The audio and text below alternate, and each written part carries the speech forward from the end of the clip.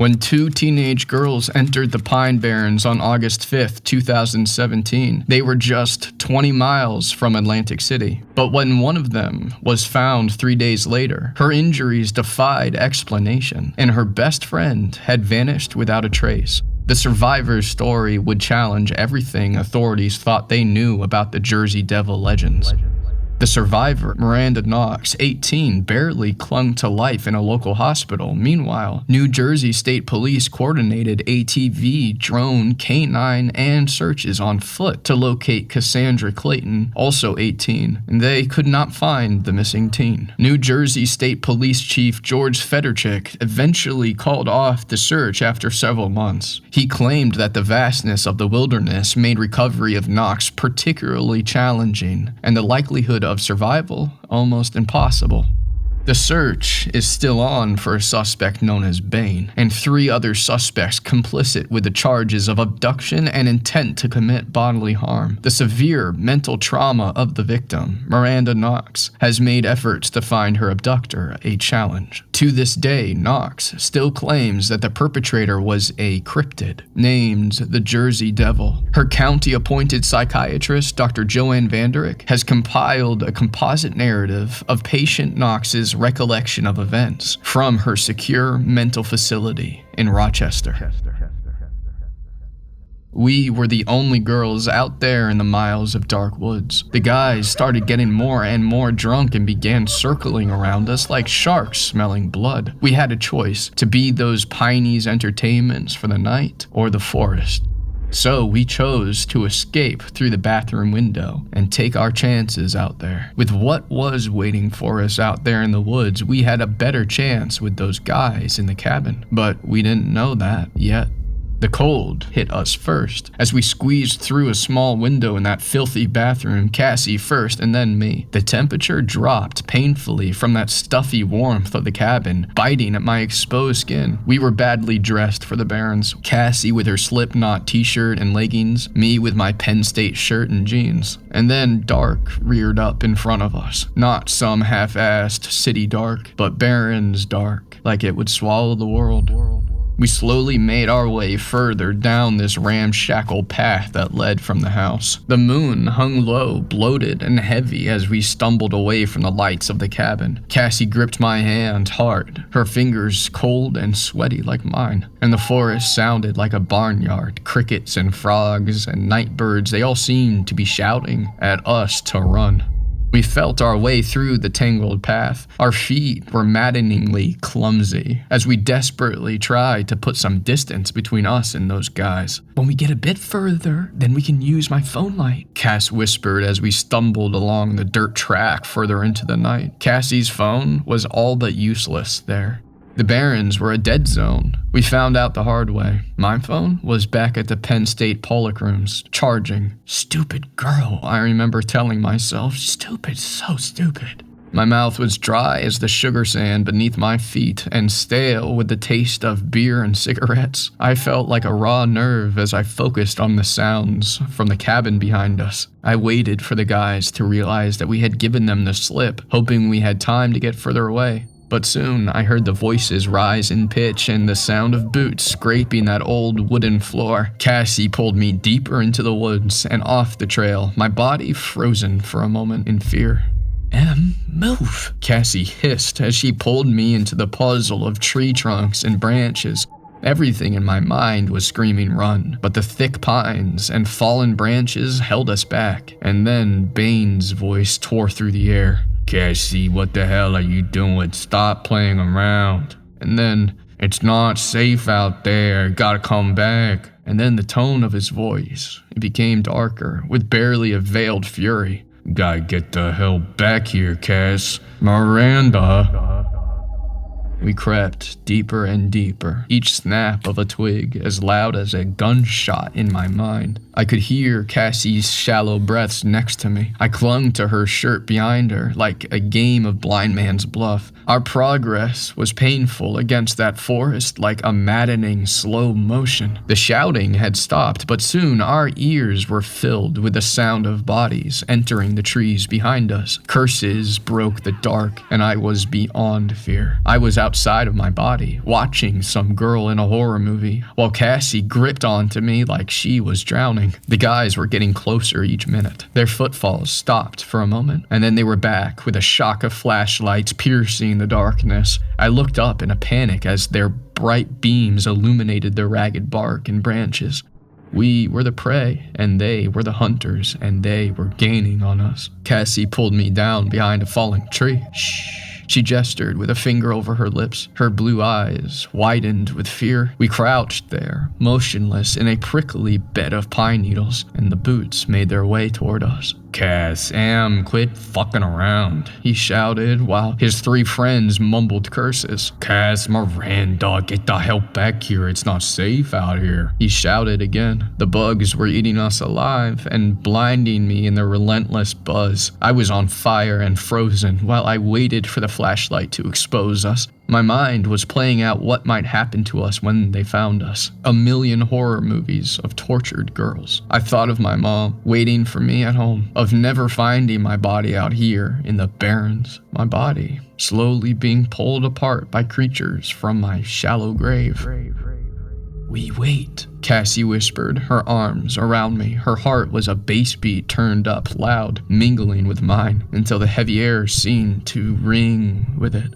"We wait till it starts getting light. They're not gonna find us, Em. We just sit tight, okay?" The minutes stretched out like weeks as Bane and his crew got closer, and then further away. After what seemed like weeks, the sound of SUVs etching the gravel road came and went. "Okay, let's go, Em," Cass whispered. "We just gotta follow the trail. It'll lead us up to the road. See, we can hear anyone for miles out here. We hear something, we head deeper into the woods, okay?" Cassie as always took control. I nodded and I took her outstretched hand. Everything was surreal. Cassie's beautiful face was pale and smudged with dark hollows under her eyes. We limped down the path that barely made an imprint in the miles of trees, but we walked.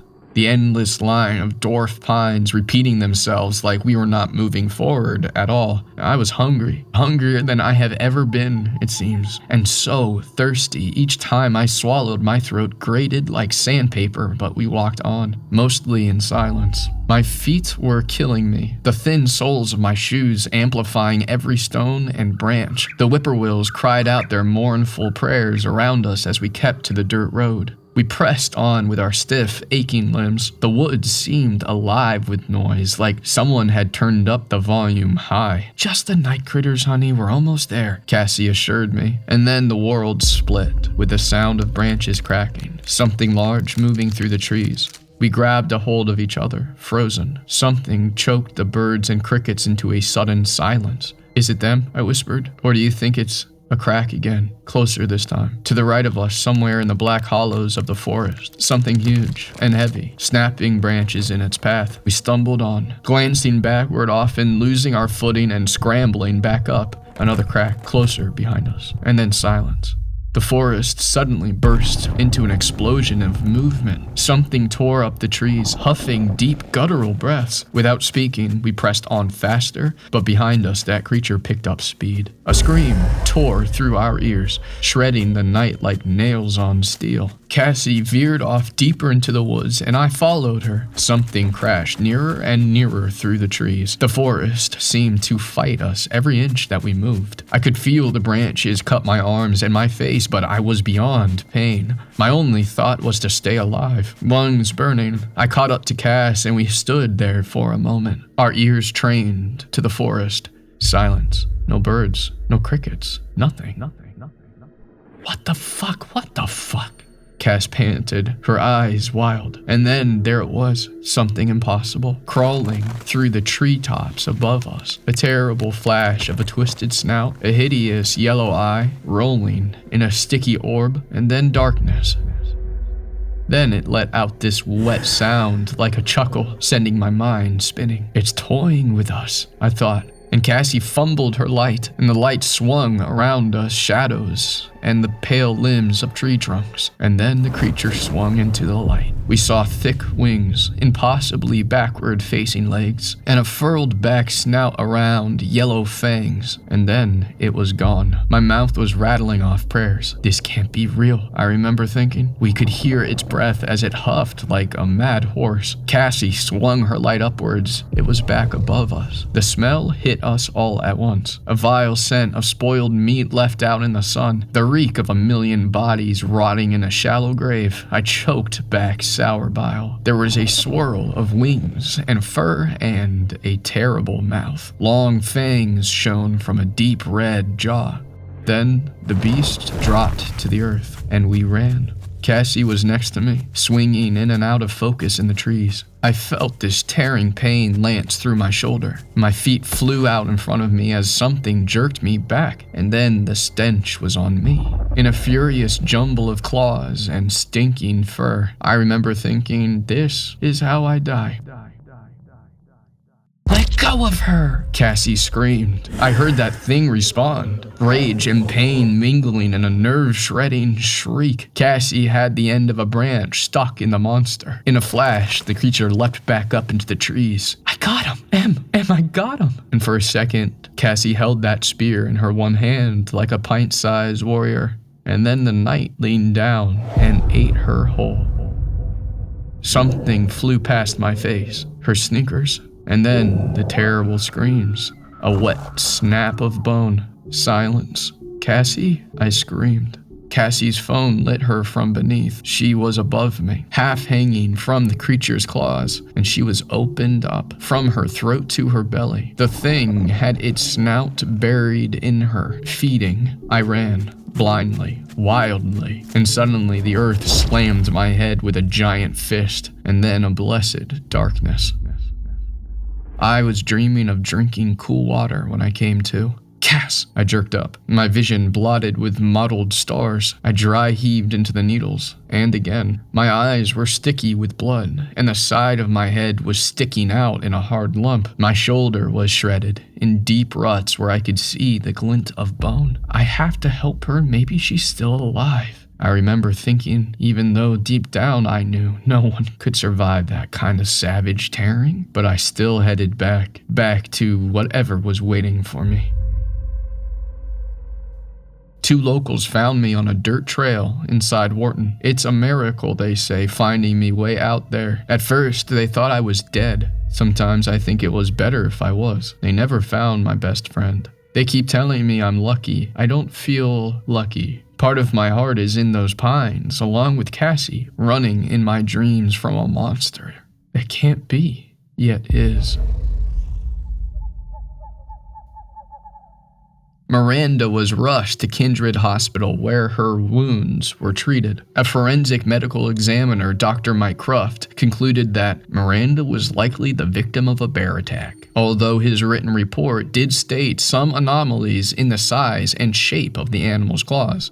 The state-appointed psychiatrist, Dr. Joanne Vanderick, spent the following weeks trying to clarify what really happened out there in the pines. And in her assessment of Miss Knox, she described her narrative as delusions based on severe mental trauma that require intensive and ongoing psychotherapy. In the postscript of Dr. Joanne Vanderick, she went on to state, although the patient is cooperating with her therapist, there are concerns regarding a potential revenge fantasy. Hospital staff uncovered this message from the patient's room, scribbled in the back of a paperback novel.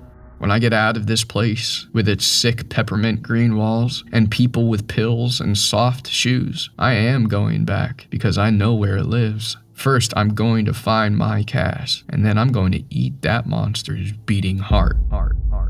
So, it is in our professional opinion that her stay is extended until such a time as we deem Miss Knox capable of distinguishing reality from trauma-induced delusion. Cassandra's parents are the driving force for the continuing investigation into their missing daughter's whereabouts. As yet, the New Jersey State Police are still on the search for the subject named Bain and his 3 accomplices. There have been countless sightings of the Pine Barrens cryptid called the Jersey Devil, spanning all the way back to the 1700s. These sightings continue to this day, with hikers often reporting terrifying encounters with this creature. But was the creature a figment of Miranda's traumatized mind, or a real entity? We will let you decide. For more scary horror stories, please subscribe.